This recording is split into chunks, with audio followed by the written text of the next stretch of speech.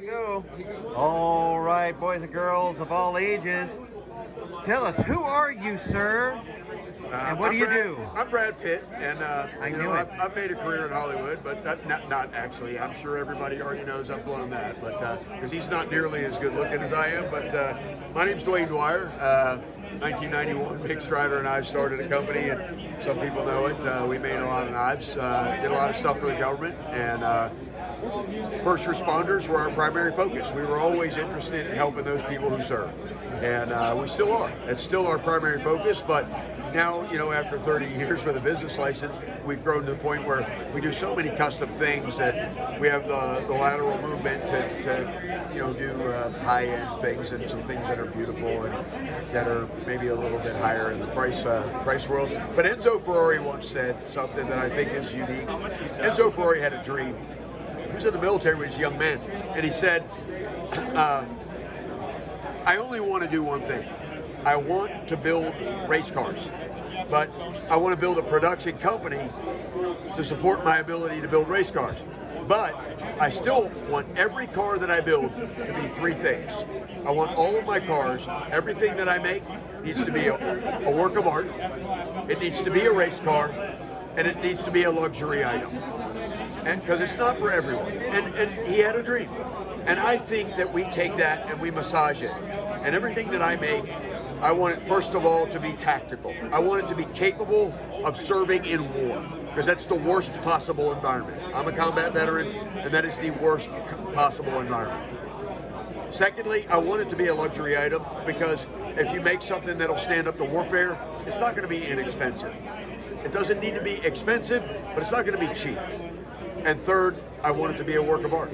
Yes, so indeed. I followed he gave us the protocol. You know, Enzo Ferrari was a genius. Look at those cars. I mean, they're amazing. And I like that model policy. So for me, being a veteran, supporting those who are out there at the tip of the spear, as yourself, thank you. I really believe that if we all have that thought that we're supporting something to leave it better than we found it, then we're on the right track. So let's take a look at what you have here today.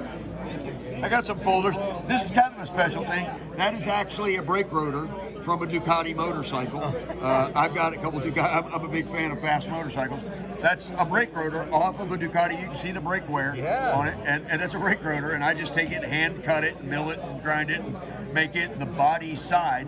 The lock side is titanium, and I do some fancy mill work on it to leave it with a cool looking pattern.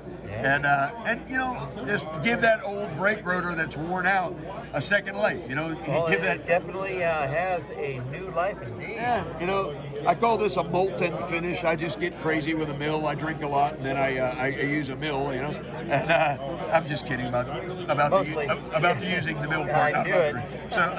So this is Digicam. You know, I do that with a yttrium arsenic gas laser. And then, you know, fixed blades. Everybody, you know, the knife industry is so magnificent, but what I really think everybody needs to be chill about is it's got a handle and a sharp end. And people get wound up about stuff and who did this and who did this. And I really think that what we really need to do is just be free with your manufacturing. If you do think you get influence from someone else, because I've been doing this for 52 years. I made my first knife when I was 8 years old. And I think that if you're influenced by someone, pay homage. Give them the hashtag. Say, hey, thanks to this dude for helping me learn something. Or, hey, you know, I love Japanese culture. Or, hey, I love knives of whatever. Whatever you do, whatever it is that you are making, if it's your genesis, that's beautiful. But if it's not, and it's got roots somewhere else, pay homage. Well, at this point in time, I'm not saying that there's no new thing under the sun, but when you look at Bowie knives, what is a Bowie knife? And then there are thousands of pictures of knives that go along with the. Man, so important you said that, and I want one more minute of your camera. The epic thing about the Bowie knife, you see a Japanese style knife, you know it's a Japanese style knife. You see a scimitar, you know where that came from. You see a kukri, you know. Okay, let me ask From you Nepal, this. yeah. There is one knife design that is epically and iconically from the United States of America, and that is a Bowie knife. Yeah. Jim Bowie, his brother, Daniel Searles, all those dudes who made these knives with this drop point.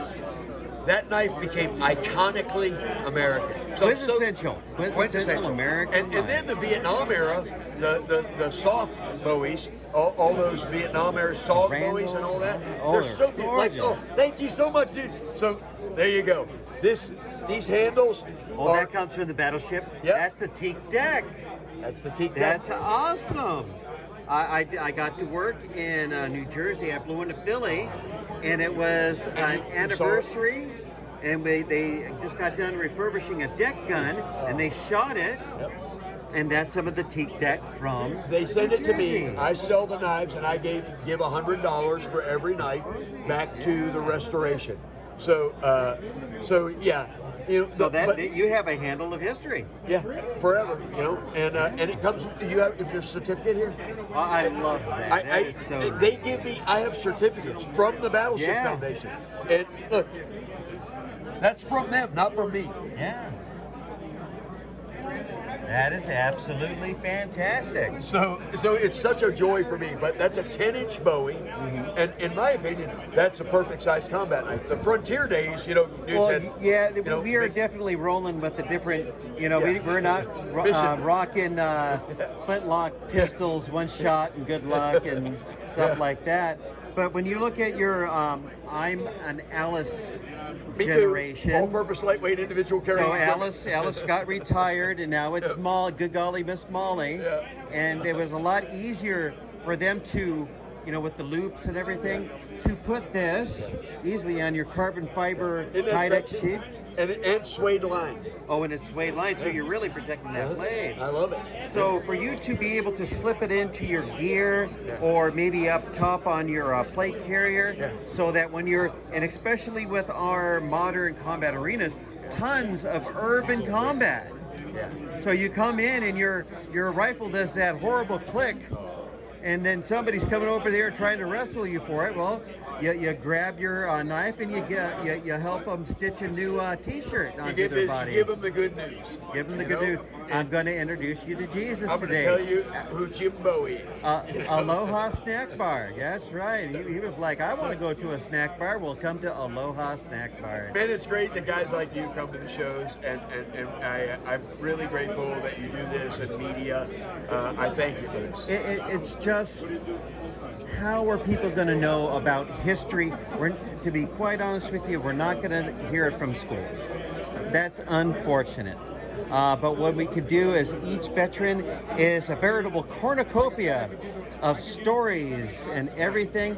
I was with a commander with the American Legion locally. Yeah, I'm post 93, dude. And I'm a Legion guy. Out of 295 Cypress, California. Yeah. And I had the pleasure of being with my World War II guys. I've met some Medal of Honor recipients, and they were some really funny, salty guys. But, you know, this is why it's important to take a time, talk to a veteran, and learn a little bit about living history. And with that, I'll offer you a have a nice day.